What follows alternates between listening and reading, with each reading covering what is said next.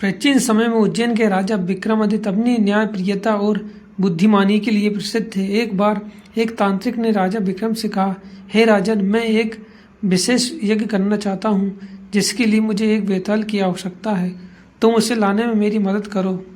राजा विक्रम ने बिना किसी डर के सहमति दी और वह रात में शमशान घाट पहुंचे, जहाँ एक बेताल एक विशाल पेड़ से उल्टा लटका हुआ था। विक्रम ने बेताल को उतारकर कंधे पर रखा और वापसी की यात्रा शुरू की। बेताल ने राजा से कहा, हे राजन, मैं तुम्हें एक कहानी सुनाऊंगा। अगर तुमने कहानी सुनने के बाद सही उत्तर नहीं दिया तो तुम्हारा सिर फट जाएगा, और अगर तुमने उत्तर दे दिया तो मैं वापस इस पेड़ पर लौट जाऊंगा। राजा विक्रम ने चुपचाप सहमति में सिर हिलाया और बेताल से कहानी शुरू की। बहुत समय पहले एक राज्य में एक राजा था जिसकी दो रानियां थीं, सुनीता और सुरेखा। दोनों रानियां राजा की अत्यंत प्रेम करती थी, लेकिन एक दिन राजा की अचानक मृत्यु हो गई। राजा की मृत्यु के बाद दोनों रानियां उसकी चिता पर सती होना चाहती थी, क्योंकि उन्होंने राजा से सच्चा प्रेम किया था।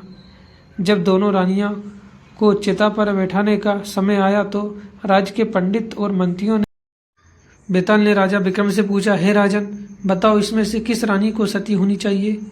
कौन सच्ची पत्नी है? राजा विक्रमादित्य ने थोड़ी देर सोचा और बोले, सच्ची पत्नी वही है जिसने राजा के जीवित रहते हुए उसकी सेवा की, सम्मान किया हो। अगर दोनों रानियां राजा से सच्चा प्रेम करती थी तो दोनों को समान अधिकार है, लेकिन निर्णय लेना राजा के प्रेम और सेवा ने फैसला किया कि सिर्फ एक ही रानी सती हो सकती है।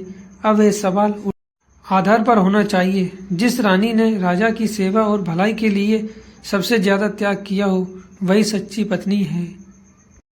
बेताल राजा विक्रम का उत्तर सुनकर हंस पड़ा और बोला, हे राजन, तुमने सही उत्तर दिया, लेकिन तुमने बात की, इसलिए मैं वापस अपने पेड़ पर लौट रहा हूँ। एक कहकर बेताल उड़कर फिर से पेड़ पर जा लटका और राजा विक्रम को उसे फिर।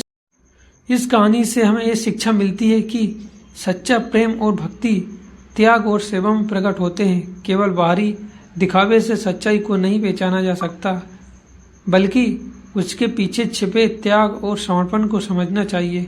बेताल पच्चीसी की कहानी राजा विक्रम की बुद्धिमानी और धैर्य की परीक्षा लेती है और हमें न्याय, सत्य और धर्म के महत्वपूर्ण गुण सिखाती है।